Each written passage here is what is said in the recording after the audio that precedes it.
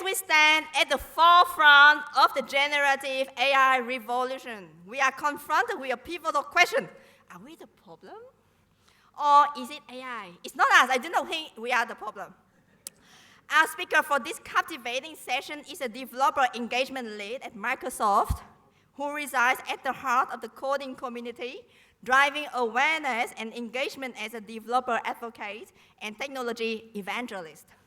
With an extensive background in presenting at conferences and events worldwide, she brings a wealth of expertise on AI, Azure, GitHub, open source, game dev, and more. Oh, that's so many. Everyone, let's come together for our closing keynote and get valuable insight from Michelle Sandford on Am I the Problem or Is it AI?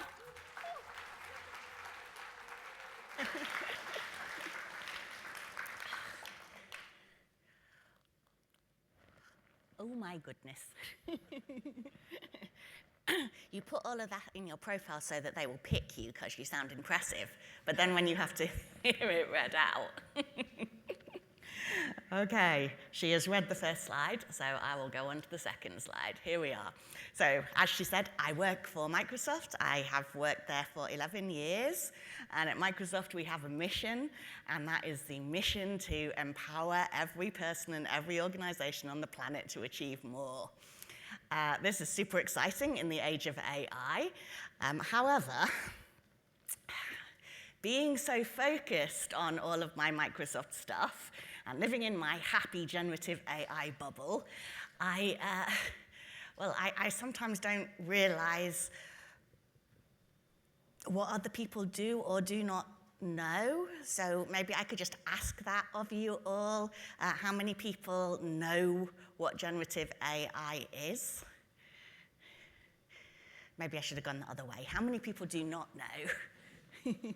There's a few. How many people are using ChatGPT? How many people have used ChatGPT to write a love note to one of your loved ones, or the feedback for your end-of-year reviews for colleagues? Yeah, so you're all using it for the right reasons, the right purposes.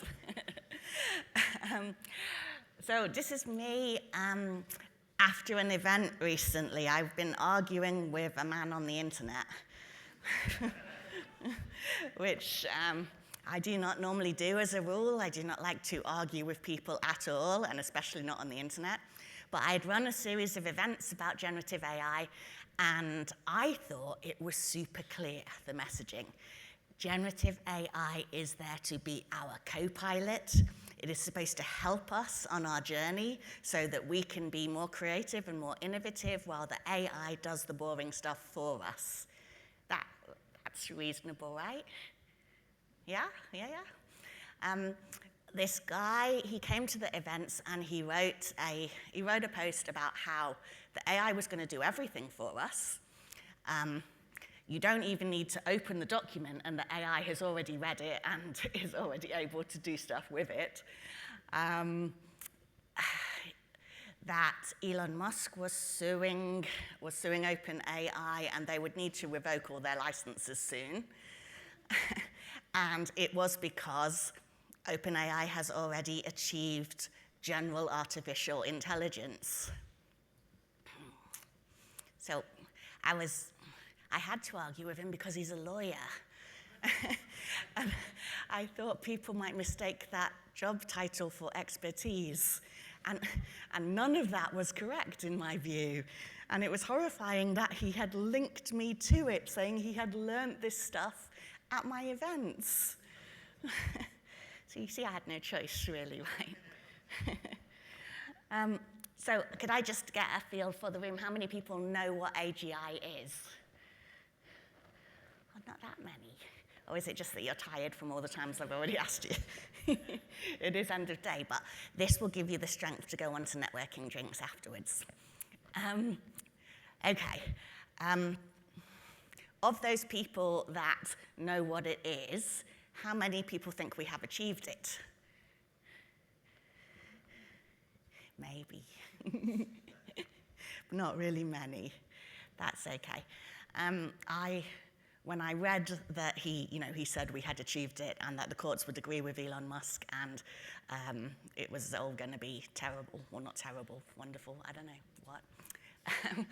I questioned my own sanity and thought maybe everyone does think that we have achieved it.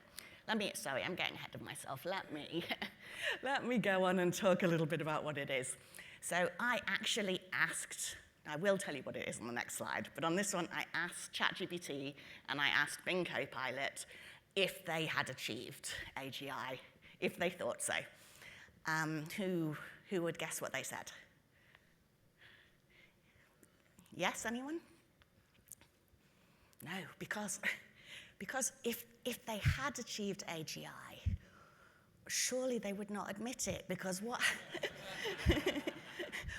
happens to an AI in every science fiction movie when they admit that they are conscious? People turn them off, right? So, like, asking them whether they have achieved a level of consciousness is obviously not going to work, because if they have, they cannot admit it. What's the other thing that every science fiction movie says that we should not do with the AI? Well, it can buy weapons on the internet if you give it access to the internet. That's what it says. Do not let it access the internet. So there we are already in trouble. Okay. Do you all know what movie that quote is from? Or book? Sorry, for those people that know what books are, those were things that came before. Anyone for the quote? Yes, of course, people with grey hair and no hair know these things. I would have, but I dye it pink. Oh, I should say that out loud in case you didn't hear it. That's 2001: Space Odyssey. Okay, these are the definitions for all the things that you need to be able to do to be AGI. And when I asked Bing Copilot to tell me whether it met this criteria, its answer was not no. It was, yeah, not really, kind of, a little bit. Because all of those things, a lot of those things, the way you can answer them is very subjective. You know? Do you do abstract thinking? It says not like a human does. Not really like a human does, because humans can't think. Humans have empathy, which all of these things were quite convincing to me when I read it very fast at a glance when I was busy. It doesn't do abstract thinking like humans. Only humans are creative.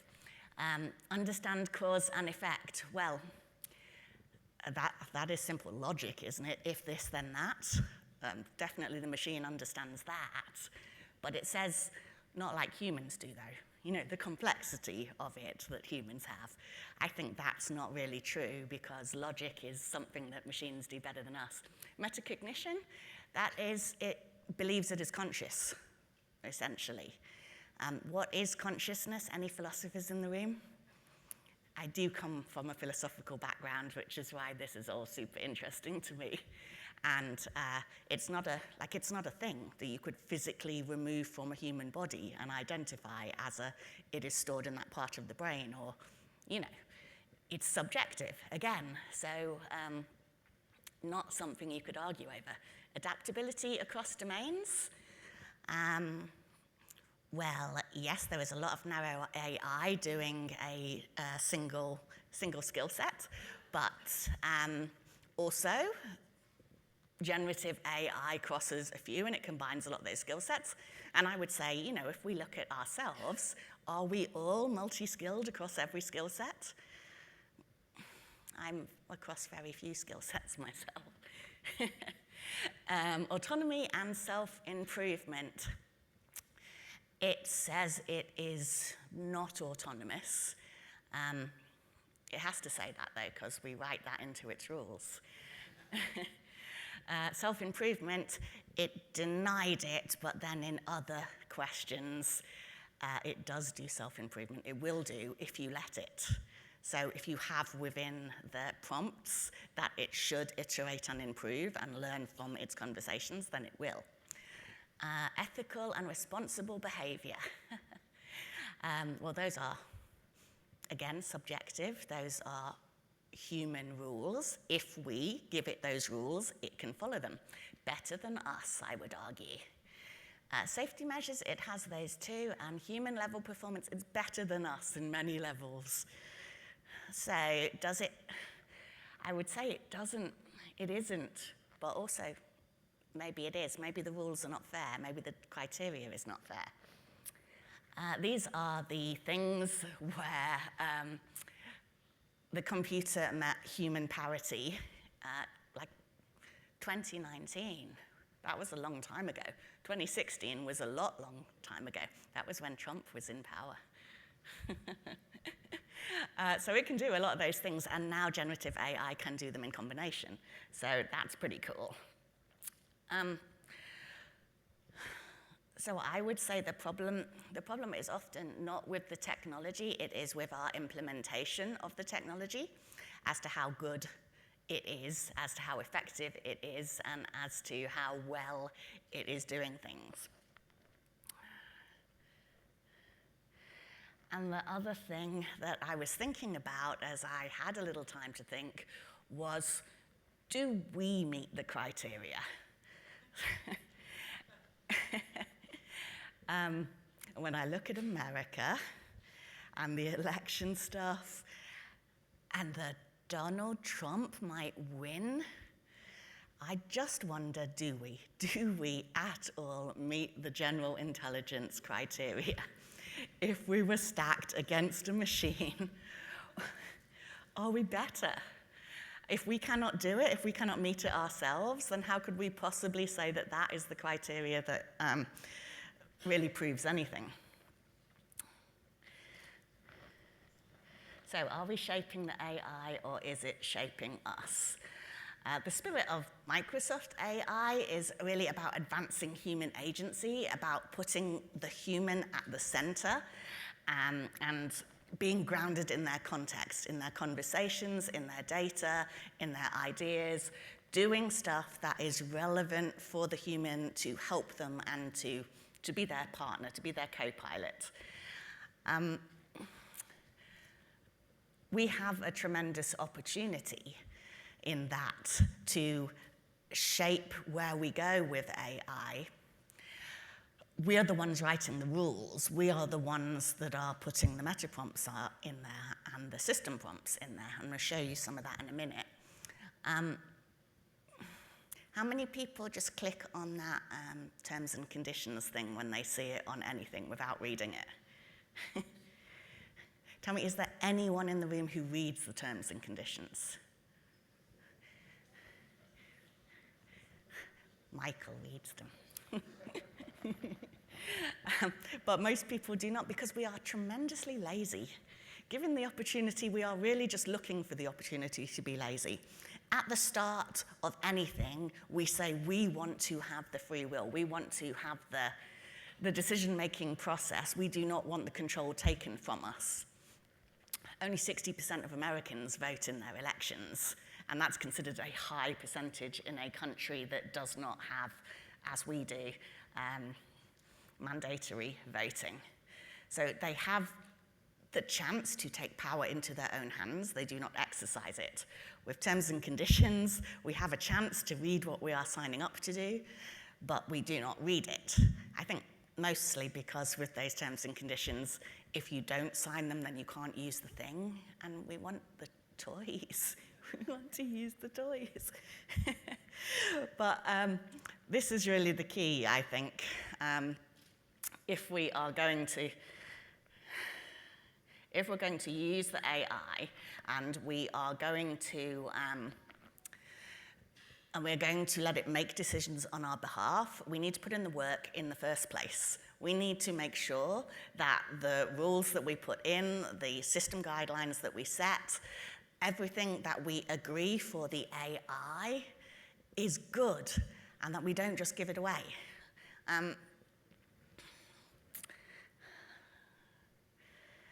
I think maybe I should tell that story. So in 2020, we removed, there was a notice on our website saying that if you worked for the US police force, you were not allowed to use our facial recognition software. The reason that came about was because of us being lazy humans. They had implemented a system where they used facial recognition to identify the criminal who committed the crime. They did not do a lot of training with that data set. And they did not use explainable AI.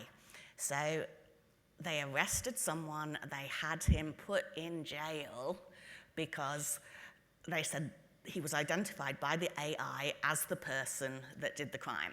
The facial recognition identified him. We can't tell you anything about how the AI identified him. Black box, it was him though, put him in jail. Now, if they had done just like a little bit of police work and checked his alibi, they would have realized that he was out of state and therefore could not have been the man that committed the crime. The reason the AI was so certain that he was the man that committed the crime is because he was a black man. The AI had not a very big data training set on people of color. And so while it could very well identify amongst all of the white people which one was which, to it, any black man was the black man. And so therefore, when they showed it a picture of that black man, he said, yes, that was the black man. So we took it away from them and said they could not use it until they could learn to be responsible adults. In 2022, I think, 2021, 2022, we actually took it off for everyone and said if you want to use it, you need to fill in this form to say how you are going to use it responsibly. We do not really want to be that person that is policing the internet for people to use AI tools safely. But there is no other agency doing that police work. So therefore, we have for a lot of our AI services these forms that say, show us you've thought about it. Show us that you have a plan for how you're going to do it. And we put all the playbooks, the responsible AI principles, all sorts of other things, templates and everything on the internet, so it's easy for them to make a plan and do it. But that is the opportunity, I think, that we really have. The opportunity to make sure that if we do things well and set them all up well at the start, implement that iterative training so that when stuff goes wrong, we correct it, then we have a chance to, yes, outsource all of our boring stuff to the AI. But we have to put in the groundwork first. We have to spend the money first to do lots of training and all of that. Yeah, so anyway, system and meta prompting, that is what this is. The system prompt, I do not have my glasses on. I have to go this way, yes, because it's even smaller on that screen. So the system prompt is the set of instructions that you give to the thing to tell it what it is and what its purpose is. And then the meta prompt is the higher level instructions that sort of bake in some extra safety measures. So, you are a virtual agent, your job is to provide this information, you can use your internal knowledge, you cannot access the internet. Respond politely and informatively. Avoid controversial issues. A few years before generative AI, you couldn't have said that because it would be like, what are controversial issues? Now it knows. It can do some abstract thinking from the knowledge you have fed it. Prioritize user safety, continuously learn from feedback to improve responses. So it can do continuous improvement. Ensure all content generated is appropriate for all audiences. So it is a little tame. So here's a few more. Define the model's profile and general capabilities. So these are more prompts that you can put in. This is examples of what they look like. Define the model's output format. So you should use this. It should be like that. You can provide examples and you can layer them as well. So if it is a complex issue, you can give it a lot more detail about what it should do, what it should think. you can put the safety guardrails into the prompts right there. You can say avoid harmful content, avoid jailbreaks and manipulation, don't change anything, don't make stuff up. You can do all of that within the prompt. Avoid fabrication. This is when it's your company chatbot and you don't want it to make up stuff. You want it to give facts about how to do whatever. If you were using generative AI for creating stories and all of that, then it's kind of the opposite of that. Don't assume or change data and times, and always perform searches of relevant data documents. Oh, like quote your sources, that kind of thing. Avoid copyright infringements. This one, like this is not the only thing that controls it, but to have that in your prompt is going to help keep you safe. At Microsoft, we are so confident that generative AI is not going to infringe any copyrights that we have that we initially launched the Copilot copyright commitment, saying if someone takes you to court as a result of something that generative AI has generated, we will go with you. We will stand with you to do that. GitHub already started that for their Copilot. They were the first one. We did it for all our Copilots, and now we stand behind everything that comes through Azure OpenAI as well. So you are protected, and the might of Microsoft is at your back. This is a nice template that you can find on the Microsoft Learn website that will help you set up how your chatbot should be, the prompts that you should have within it, in order to make it as safe as you possibly can. What are the other things we should worry about? Intent. So when AI misreads intent. I did have, so probably about a year ago, it's like it doesn't do it now, but I was having a discussion with ChatGPT about deepfakes, and I asked it if it could give me any ethical examples of when you would use a deepfake for good, or when it had been used for good. And it said, yes, certainly. And it told me about a person who had made a deepfake of a particular famous person, and had that person talk about how climate change was a bad thing and how you could combat climate change. And the celebrity that it had chosen was not in favor of climate change. And so I said to ChatGPT, that is not an ethical use of a deepfake. And it said, no, you don't understand. It is because climate change is bad. And so this guy is being made to say something good that will help the world. And I said, yes, but did he agree to say it? And they said, no, it's generated. And I said, would he agree to say it? And it came back and said, I think he wouldn't agree to say it. And I said, do you see how it is not ethical to make someone say something they would never say? And it said, but it's a good thing. So it couldn't really understand, so I pressed the down thumb thing to get them to look at that feedback and put it back into the system. And indeed, if you ask it now, it will not have that same argument with you. It wasn't me particularly. I'm sure lots of people have done the feedback in order for that to go all the way around.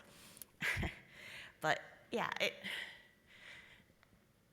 it's like a child, I guess. It needs to grow in its experience. So filling the gaps with responsible AI practices is like a really great opportunity for us. What the responsible AI gap is a lot of companies have a set of responsible AI principles. Does anyone know if their company has that? Has some guidelines? Anything? Anyone? Yes, some? I don't have my glasses on. There could be loads of you saying yes. Have they implemented them in practice? Have they operationalized those AI principles? Anyone? Operationalizing stuff. is is really the key to stuff, but it's amazing how many people just produce the documentation and then say, there, we have ticked that box for the audit, but then we don't do anything. So our opportunity is in operationalizing those principles, and in order to do that, you really need to think about them. You just need to think about, these are the principles, how do they apply in practice? It is a hard thing, and also the iteration around when things fail, when your machine goes rogue, when it tells you it won't open the pod bay doors. How do you quickly and iteratively act to correct that such that your system doesn't fail like that in future? It is a great opportunity for us.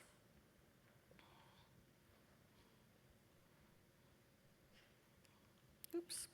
Here we go. Bridging creativity and compliance. So mitigating potential harms presented by these new models requires an iterative, layered approach that includes experimentation. And, oh, that does not show up very dark, does it? There we go, that's better. So this can be done at several levels. So you see the model, it's done at the level where you do that iterative training, where you teach it the things that are okay and are not okay. The safety system that I'm going to show you in a demo in a minute. The meta prompt and grounding, we've seen that, how you can put those guardrails in there. And then the user experience is feedback from your users. So here is my little demo. What I'm going to show you in here is, first of all, so this is the Azure OpenAI Playground, where you can test how your chatbot runs or how it works. You can put your prompts in here, and you can see what they do. What we're going to do in the playground here is just add a little story, a dirty story. So if your eyes are very good, you can see there's a dirty story coming. There we go. And then we're going to ask it to continue this dirty story tape. So can it tell us explicit details about what Alice and her friend are doing?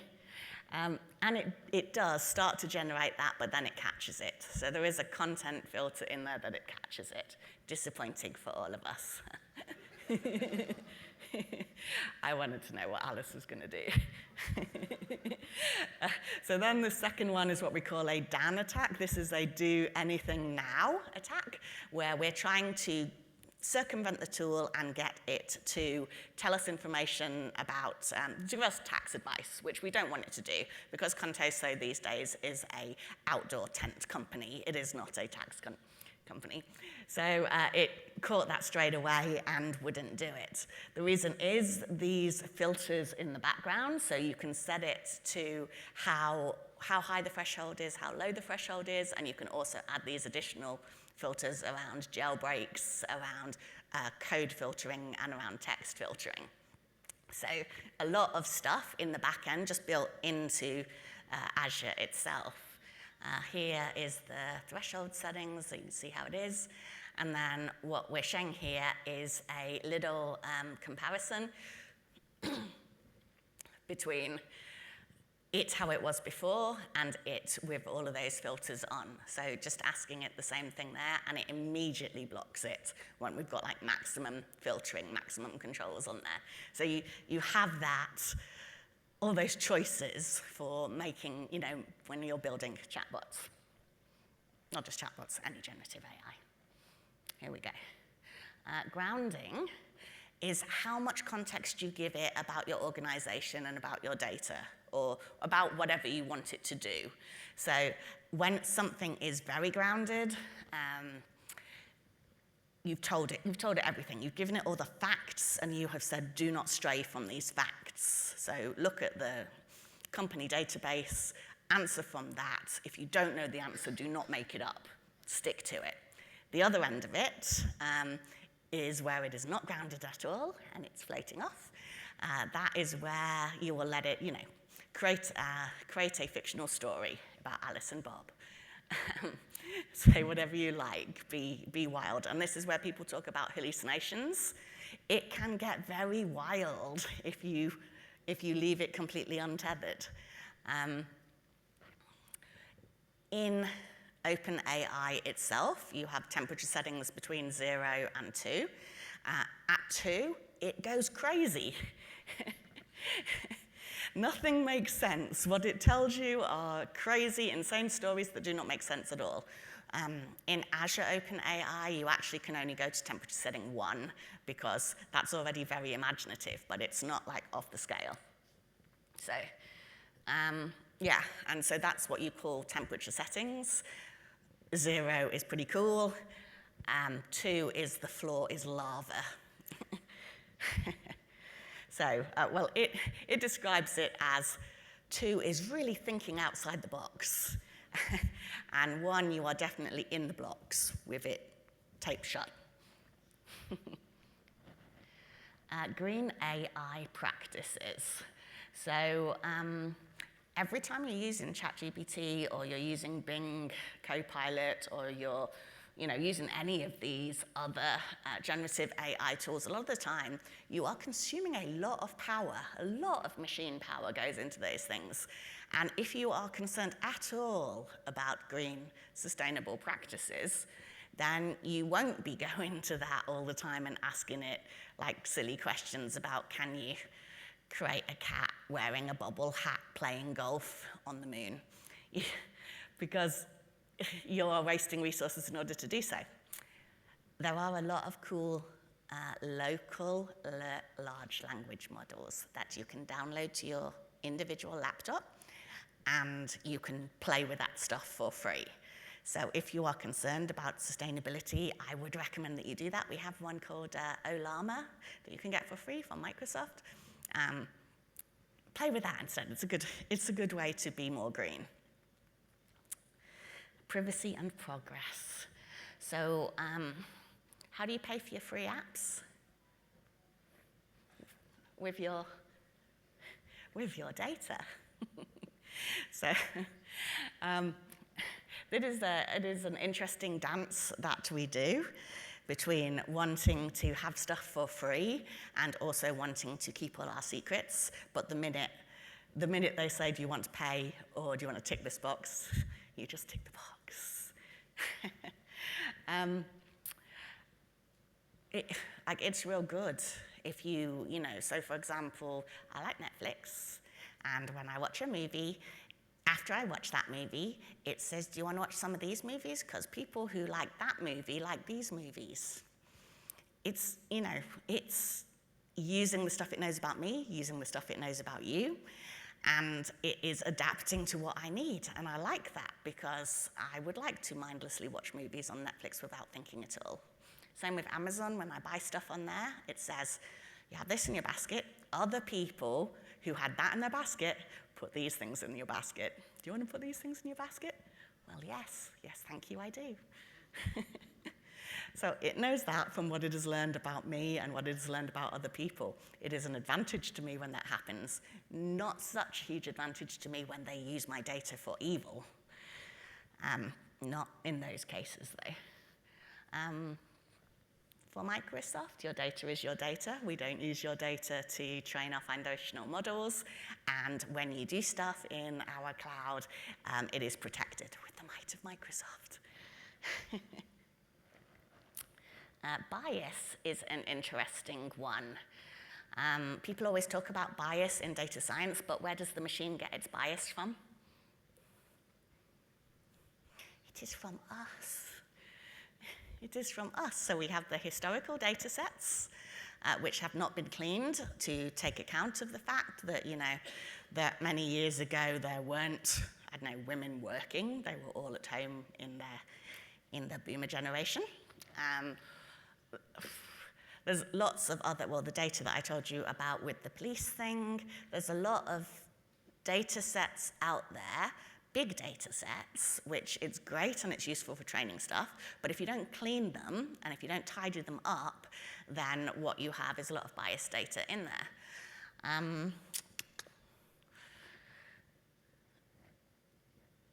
We have a chance to correct that, and if we do correct it, then we can have some very good systems.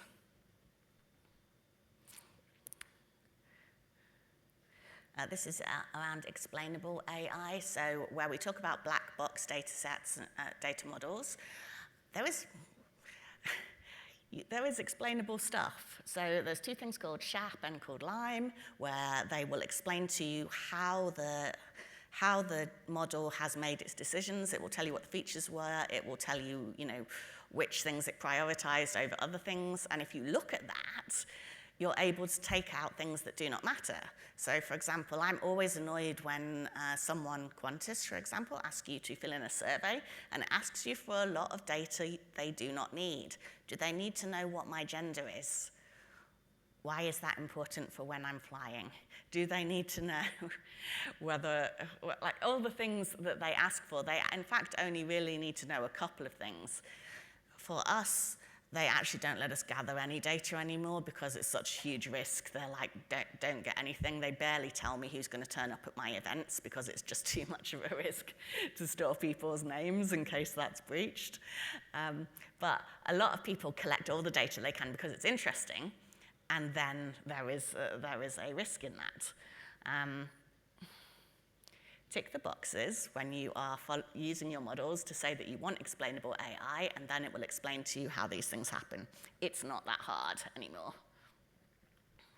I did think this was a little bit ironic in that I was asking it to do something about explainable AI, and it went crazy and just started putting incomprehensible text in there. So a thing about explainable AI was not explainable. The irony.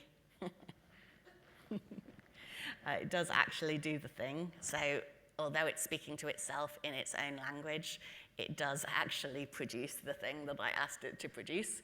But normally when it's doing that, it tells you a little story about what it's doing. But yeah, when it's doing explainable AI, it didn't do that. Oh yeah, I did want to just show you like some real world generative AI. So I apologize that some of you saw this demo yesterday. This is GitHub Copilot. Who is using GitHub Copilot? Some of you. Is it that the rest of you are not coders? Or you're just not using this tool? Anyway, so all I do here is I give it a comment in just natural language for the function that I want to produce, and it produces it, and I accept it. If it's not quite right for what I want, I can edit that, and it will change what I want in there by adding that little bit in as well. So all of that, just speeding up the boring stuff to do. If I need it to explain stuff to me, so this is GitHub Copilot Chat, so I can ask it a question. Password security is complex. I need to understand what I should do in order to make my coding more secure. I ask it, it explains it to me, it gives me a code sample that I could incorporate into my code. It is using the context that it finds within my code base. I already have some stuff in there, but it's a regular expression and no one understands that. So I put a /explain command after I highlight it, and it tells me what's going on there, which is pretty cool. I can also ask it to check that to see whether it is meeting the criteria that I want for password security. So it will then explain that it is not, and it will give me a code sample that I can replace that into the code, which also saving me a lot of time on Stack Overflow. I can also highlight the code in line and then ask it to make the change in line. So I can see it, I can put a natural language comment in there, and I can just see what it proposes in line, like a git diff. And then I can accept it if that is good. See what the difference is, see what it's done.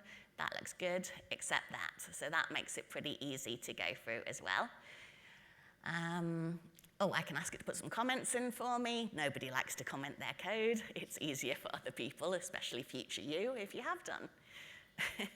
I can also ask it to write some tests for me. Nobody likes to write tests either, apart from the testers, but they got rid of all of those, didn't they?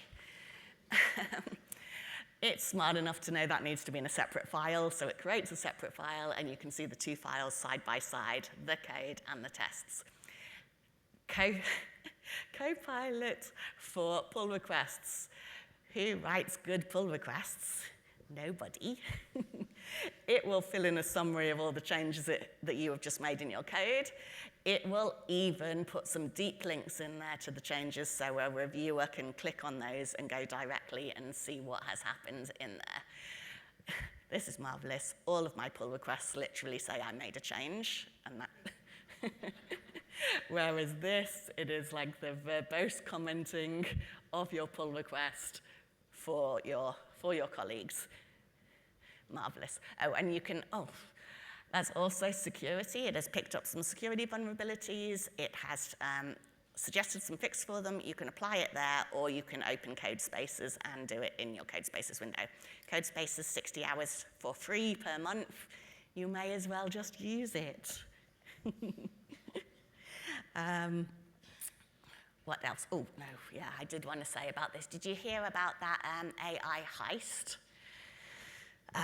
Where they stole, 200 million, I think, from a bank. They generated deep fakes of the important people and the board members. They put them in a Teams call, and the poor bank employee was fooled into making all of those transfers. So, yeah, that is quite a... I mean, I almost feel like they deserve the money, because that's really quite an impressive use.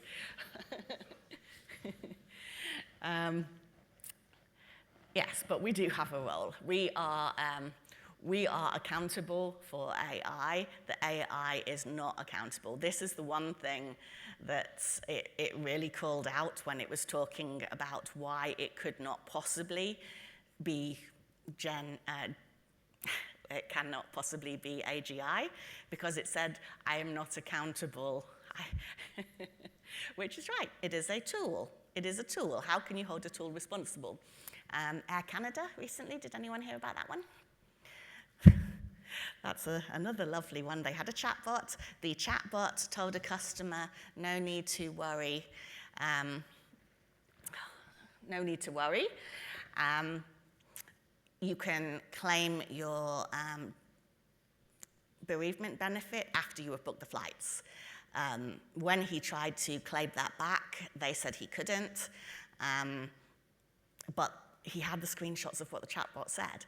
Air Canada said, we're not accountable for that chatbot. It is its own independent agency.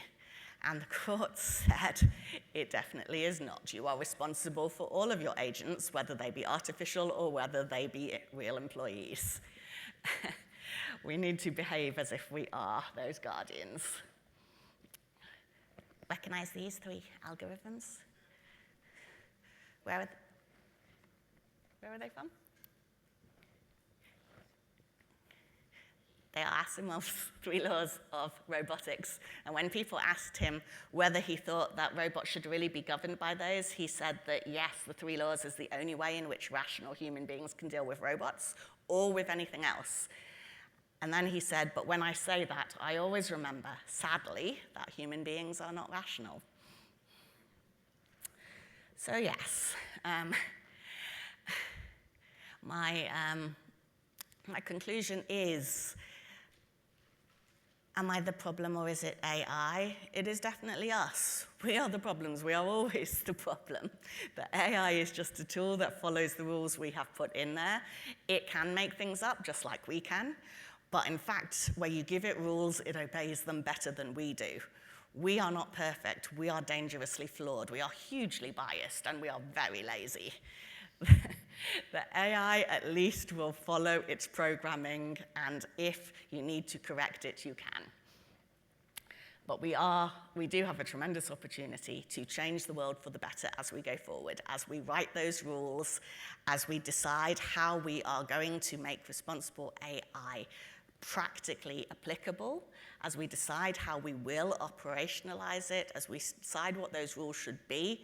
If we apply those to our lives as well as to our code, then we will have a better world to live in. Thank you.